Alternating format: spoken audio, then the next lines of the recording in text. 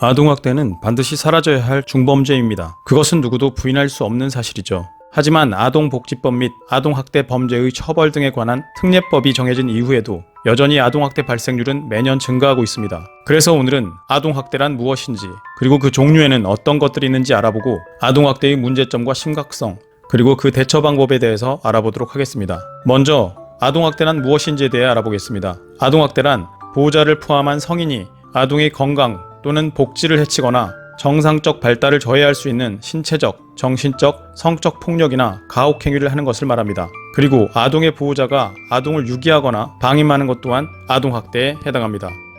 다음은 아동학대의 유형입니다. 첫 번째 아동학대의 유형은 신체학대입니다. 신체학대란 보호자를 포함한 성인이 아동의 건강 또는 복지를 해치거나 정상적 발달을 저해할 수 있는 신체적 폭력이나 가혹 행위를 하는 모든 행위를 뜻합니다. 구체적인 예를 들어보면 직접적으로 신체에 가해지는 행위, 즉 손, 발로 때린다든지 꼬집고 물어뜯는 행위, 조르고 비트는 행위, 핥히는 행위 등이 여기에 포함됩니다. 또 도구를 사용하여 신체를 가해하는 행위도 있는데 여기에는 흉기 및 뾰족한 도구로 찌르거나 주변에 있는 물건으로 때리는 등의 행위가 해당됩니다. 다음으로 힘을 사용하여 신체를 위협하는 행위도 신체학대에 해당하는데요. 상대를 강하게 흔든다거나 신체 부위를 묶는 행위, 벽에 밀어붙이는 행위, 떠밀고 잡는 행위, 아동을 던지는 행위, 거꾸로 매다는 행위, 물에 빠뜨리는 행위 등이 이에 해당합니다. 마지막으로 사람에게 유해한 물질을 신체에 가하는 행위가 있습니다. 즉 화학물질 혹은 약물 등으로 신체에 상해를 입히는 행위, 화상을 입히는 행위 등이 이에 해당합니다. 두 번째 아동학대의 유형은 정서학대입니다. 보호자를 포함한 성인이 아동의 건강 또는 복지를 해치거나 정상적 발달을 저해할 수 있는 정신적 폭력이나 가혹 행위를 하는 것을 말하며 보호자를 포함한 성인이 아동에게 행하는 언어적 모욕, 정서적 위협, 감금이나 억제, 기타 가학적인 행위를 모두 포함하고 있습니다. 정서학대는 다른 말로 언어적, 정신적, 심리적 학대라고도 합니다. 그러면 구체적인 정서학대 행위의 예를 알아보도록 하겠습니다. 먼저 원망적, 거부적, 적대적 또는 경멸적인 언어폭력이 있습니다. 너만 없었어도 내 인생이 이렇지 않았어. 다 너 때문이야 등의 원망적인 언어폭력. 너랑 살기 싫어. 저리 가. 너 같은 거 사라져버렸으면 좋겠어 등의 거부적 언어폭력. 역겨워. 매주같이 생긴 게. 누굴 닮아 저렇게 못생긴 거지? 몸매는 절구통이냐? 등의 적대적, 경멸적 언어폭력이 그것입니다. 그 외에도 잠을 재우지 않는 행위, 벌거벗겨 내쫓는 행위, 형제나 친구 등과 비교, 차별 또는 편애하는 행위, 가족 내에서 왕따시키는 행위, 아동이 가정폭력을 목격하도록 하는 행위, 아동을 시설 등에 버리겠다고 위협하거나 짐을 싸서 쫓아내는 행위, 미성년자 출입금지 업소에 아동을 데리고 다니는 행위, 아동의 정서 발달 및 연령상 감당하기 어려운 것을 강요하는 행위, 다른 아동을 학대하도록 강요하는 행위 등이 모두 정서학대에 해당합니다. 세 번째는 성학대입니다.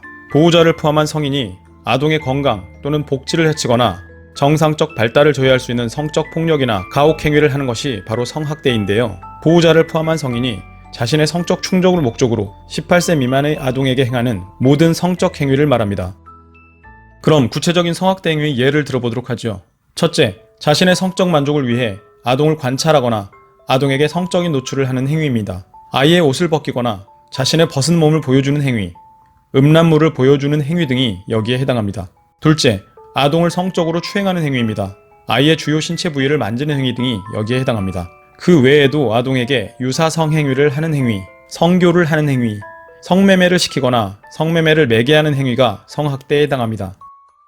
네 번째는 방임입니다. 보호자가 아동에게 위험한 환경에 처하게 하거나 아동에게 필요한 의식주, 의무교육, 의료적 조치 등을 제공하지 않는 행위를 말합니다.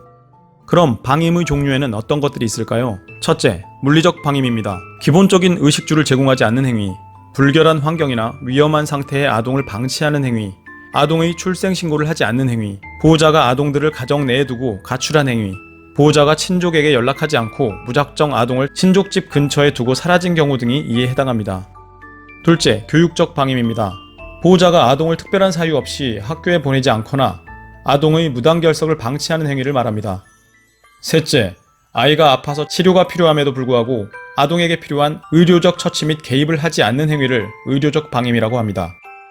아동학대의 다섯 번째 유형은 유기입니다. 유기는 아동을 보호하지 않고 버리는 행위를 말하며 아동을 병원에 입원시키고 사라져버리는 행위, 시설 근처에 버리고 가는 행위 등이 여기에 해당합니다. 그렇다면 아동학대의 문제점과 심각성은 무엇일까요? 폭행에 의해 발생하는 신체 부상 등의 피해는 사실 아동학대의 문제점 중 극히 일부에 불과합니다. 아동학대는 몸에 상처를 남기거나 장애를 갖게 하고 심할 경우 죽음에 이르기까지 합니다.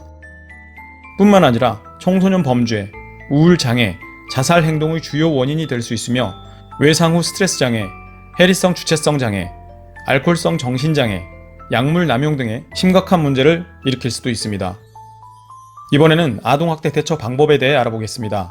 아동학대 범죄를 알게 된 경우나 그 의심이 있는 경우 112나 아동보호 전문기관에 신고할 수 있습니다. 특히 복지 관련 업무나 복지시설 관련 종사자, 의료기관 종사자, 교직원, 아이 돌보미 등 아동과 관련한 직업에 종사하는 사람들이 직무를 수행하면서 아동학대 범죄를 알게 된 경우나 그 의심이 있는 경우에는 아동보호 전문기관 또는 수사기관에 즉시 신고해야 할 의무가 있습니다.